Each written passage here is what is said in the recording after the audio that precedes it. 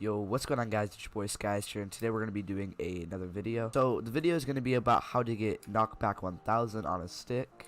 If you guys do enjoy this kind of content that I'm making, please make sure to post in the comments below if I should keep doing these types of videos. So what you do, you want to go into your command box and you want to type in this. This is going to be down in the description, so you can just type this in, and what you do is just enter.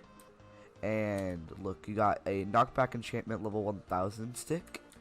I don't know if it will freeze my game because I did a 10,000 enchantment and it didn't really work properly. It froze my game, so I had to legit, like, it crashed my game like 3 times. So hopefully this won't crash my game. I'm pretty sure you guys can do it on survival. I don't think it will freeze your game, but on creative for some reason it just freezes. Oh, it doesn't freeze, it just doesn't move the mobs. Anyway, if you guys did enjoy this video, make sure to like and subscribe, and I'm going to see you on the next one. Peace.